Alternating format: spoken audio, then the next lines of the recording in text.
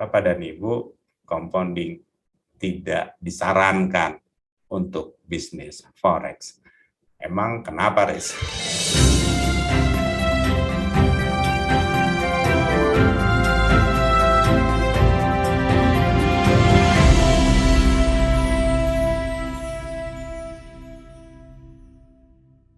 Bapak dan Ibu, nggak usah takut, nggak usah bingung gitu ya kalau kita berbicara masalah trading.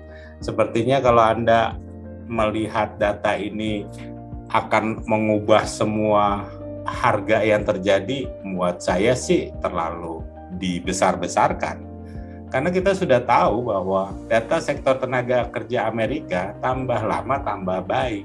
Kalau itu tambah lama tambah baik, tandanya penguatan US dollar pasti akan berlanjut. Dan kalau kita berbicara inflasi, maka inflasi Amerika sudah melebihi 5%. Dan tentunya ini juga perlu adanya suatu tindakan dari The Fed untuk menarik likuiditasnya.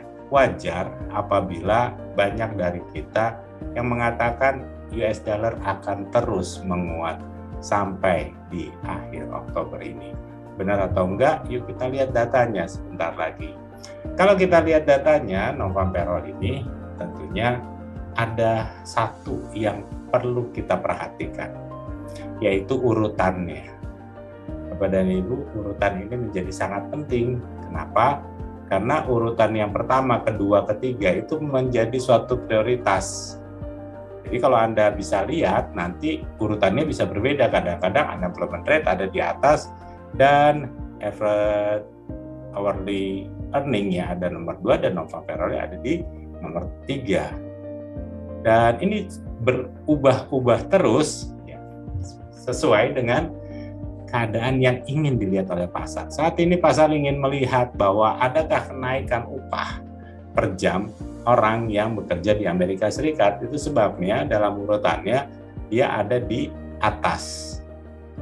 Nah, setelah itu yang menjadi perhatian adalah non-farm payroll. Untuk lebih gampangnya non-farm payroll apa sih?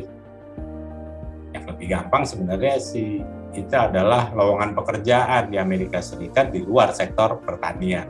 Dan kalau itu naik terus tentunya ini akan membuat suatu pergerakan yang cukup signifikan untuk malam ini. Mengapa? Karena kita sudah tahu bahwa yang kemarin jatuhnya sangat dalam sekali. Bapak dan Ibu, kita udah tahu bahwa yang namanya trading di forex itu merupakan suatu instrumen yang paling berbahaya di dunia. Jadi, kalau yang mau masuk bisnis forex, yuk berpikir risiko di depan dan bukan profit di depan. Kalau ngomong profit, mah semua juga profit gitu loh. Tapi pada saat dia loss, pernah nggak kita berbicara masalah berapa lama bisa recovery? Jadi hati-hati. Apapun itu, mau bentuknya adalah trading manual, mau bentuknya adalah trading pakai robot, mau bentuknya copy trade, yuk bisnis ini sangat berbahaya dan perlu suatu money management yang betul dan kita harus ngomong risk management di depan. Nah, untuk itu pada malam ini saya akan coba berbicara masalah compounding. Compounding itu apa sih? Sebenarnya adalah compounding itu adalah bunga berbunga yang dimana banyak orang tuh kalau trading itu nggak mau ditarik gitu, tambahin lagi. Emang bisa seperti itu? Ya bisa-bisa aja, tapi itu perlu suatu perhitungan yang tepat. Kenapa? Karena pertambahan keuntungannya itu sekian persen sehingga membuat volumenya harus sekian persen yang ditambahkan. Nggak bisa tiba-tiba kita trading satu lot, tiba-tiba langsung kita dapat untung sedikit, kita langsung trading menjadi 2 lot. Bapak dan Ibu, compounding tidak disarankan untuk bisnis forex. Emang kenapa, Riz? Karena biasanya kita udah tahu kan, Bapak dan Ibu kalau trading mau di broker luar, mau di broker dalam negeri itu sama aja. Biasanya marketingnya rese. Kalau udah mau withdraw itu kagak boleh biasanya marketingnya. Ntar aja Pak, untuk nanti aja akhir bulan, nanti aja awal bulan gitu. Lebih parah lagi, si marketing ngomong gini pada saat ada untung, nanti aja lah Pak, soalnya kan saya harus chip target. Lah apa urusan lo chip target lo sama gua gitu.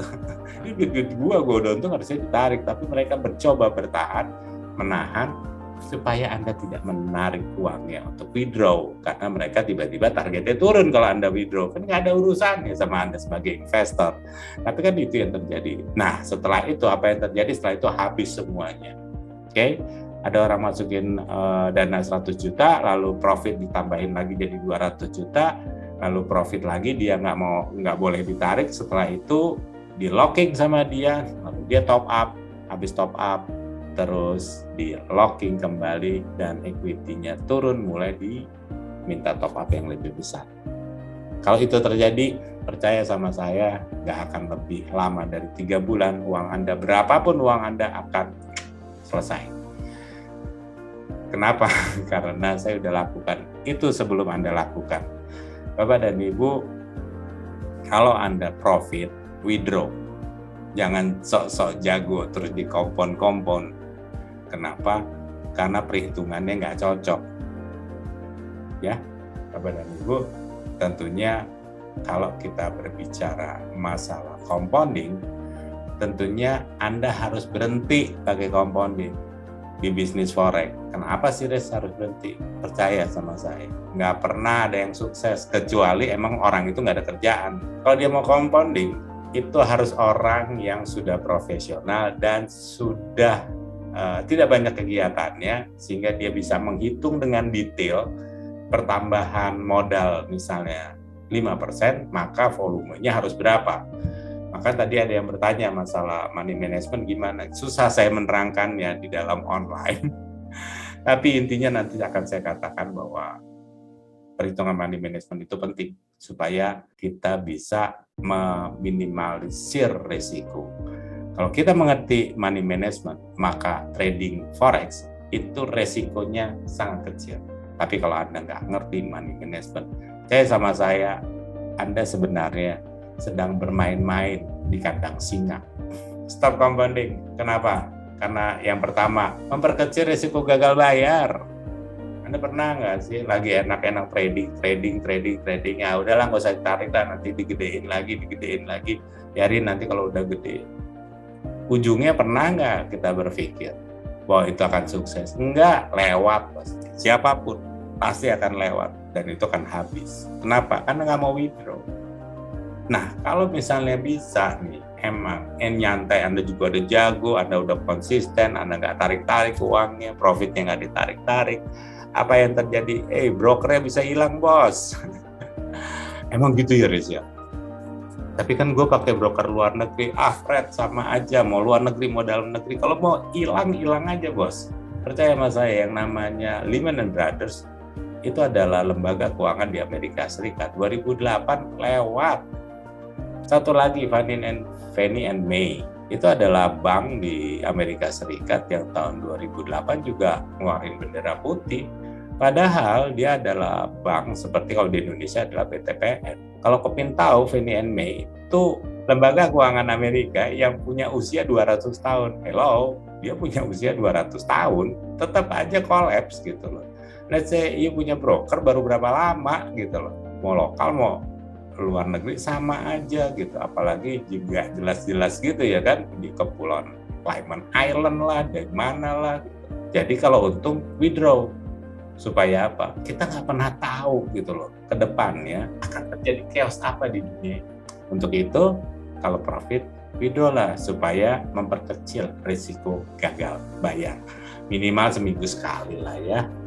Kalau nggak mau tiap hari ya seminggu sekali, kalau nggak mau ya seminggu 2 kali. Pokoknya atur-atur aja.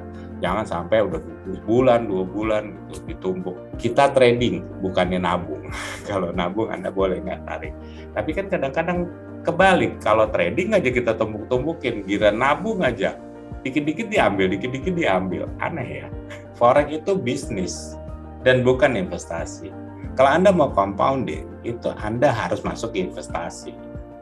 Contohnya apa? Saham. Ya udah, profit gitu ya. Tuh, beli lagi. Karena volumenya lebih banyak, beli lagi. Gitu. Kenapa? Karena leverage-nya banding 1. Nggak masalah gitu loh. Anda beli tanah gitu ya. 1 are misalnya. Oke. Lalu Anda jual, dapat profit 1 miliar. Anda beli tanah yang lebih gede lagi. 2 are gitu. Nggak apa-apa, kenapa? Karena tambah lama harga tanah tambah naik, nggak masalah. Nanti Anda dapat untung lagi 500 juta, jadi uang Anda 2,5 M.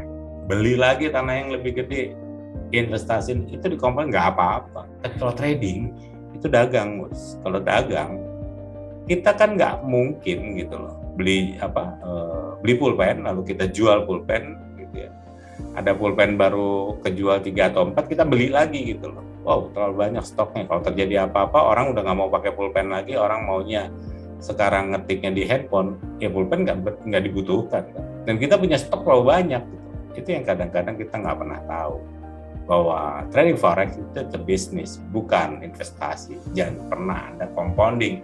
Kalau Anda nggak kepingin uangnya habis semuanya ini gara-gara Anda kepikir expand.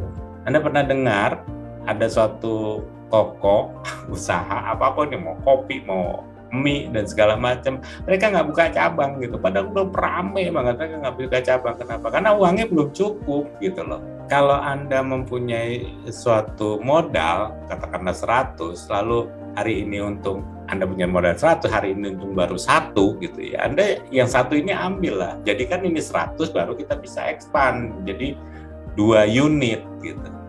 Jangan yang dari 100 jadi 101, 102, 103. Woi, itu hitungannya menurut saya nggak optimal gitu loh. Buat apa juga gitu. Dan tentunya pada saat Anda kepingin cepat ekspansi, tentunya mau nggak mau bagaimana yang terjadi? Volumenya dibesarkan. Dan kalau kita berbicara masalah volumenya yang digedein, tentunya Anda harus tahu bahwa itu akan membawa emosi kita naik. Dan itulah yang diinginkan sama broker, sama LP gitu ya. Memainkan emosi dan adrenalin Anda, sehingga kalau kita emosi kan otak kita nggak jalan ya bos. Coba ya, yuk kita pikirin sama-sama. Pada saat kita nggak emosi, kita pasti punya pikiran yang jernih gitu loh. Oke, semuanya bisa kelihatan. Tapi pada saat kita emosi, Anda bisa lihat otak kita nggak akan berjalan, pikiran kita nggak akan jernih. Itu sebabnya tiba-tiba ada di koran, ada di suatu berita, kita sering membaca bahwa ada anak membunuh orang tuanya gara-gara masalah warisan. Dia emosi, nggak kebagian warisan. Loh, kan terlihat di situ gara-gara emosi otaknya tidak berpikir, pikirannya nggak jalan gitu. Ingat, pada saat kita mulai emosi, mulailah berhenti trading. Kendalikan diri Anda. Karena pada saat Anda emosi, tentunya emosinya naik, pikirannya yang turun. Tapi pada saat emosi Anda turun, tentunya Anda akan lebih gampang untuk melihat dan menganalisa. Bapak dan Ibu, kita kepingin cepat sekali trading dengan menghasilkan uang yang banyak. Tapi ingat bahwa di dalam bisnis nggak ada cerita uang kecil jadi uang besar. Itu kan hanya teorinya ilmu ekonomi yang hari ini nggak berlaku. Kenapa Riz nggak berlaku? Emang nggak berlaku. Kenapa? Karena kalau Anda lihat Tokopedia, Gojek, itu semua perusahaan-perusahaan yang bakar uang di depan. Bukan pakai uang kecil, uang gede untuk narik uang gede lagi. Jadi kalau Anda kepingin dapat untung gede, uangnya harus gede. Kalau yang kecil berharap jadi gede, itu mah bisa-bisanya marketing, itu bisa-bisanya si konsultan, itu bisa-bisanya mentor gitu loh. Percayalah sama diri Anda sendiri, siapapun dia. Walaupun itu mentor Anda harus percaya sama analisa Anda sendiri, karena dia juga manusia gitu, nggak hebat-hebat amat, biasa-biasa aja. Bapak dan Ibu, tentunya kita harus tahu bahwa di dalam trading itu yang dibutuhin otak dan strategi untuk berdagang. Nggak butuh suatu hal-hal yang nggak masuk di dalam logika, nggak masuk dalam suatu penalaran. Dan ini yang kadang-kadang dijual sama siapapun untuk mengajarkan forex ini dengan cara yang menurut saya nggak ada otaknya, nggak ada logikanya. Ya grafik lah diulik-ulik, itu benar gitu loh. Tetapi permasalahannya adalah why gitu loh. Kenapa gitu? Kenapa setiap double bottom itu dia akan mental? Kenapa setiap ada triple top selalu harga berbalik? Tapi di lain kesempatan triple top itu justru nggak berpengaruh apa. Justru dijebol. Kalau Anda bikin supply and demand, itu demand-nya dijebol semuanya gitu. Kita mau ganti metodenya. Enggak sih sebenarnya.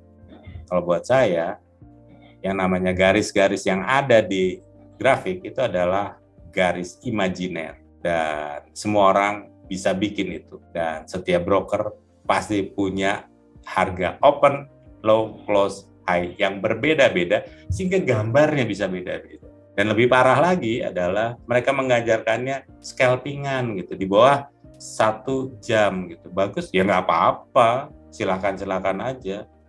Tapi resikonya pada saat kita entry di bawah time frame 1 jam, tentunya resikonya juga justru lebih besar dibandingkan dengan time frame yang besar, karena pergerakannya itu kalau kita lihat itu sebenarnya harga nggak kemana-mana, tapi kalau pakai 5 menit, 1 menit, kayaknya rame banget pergerakan.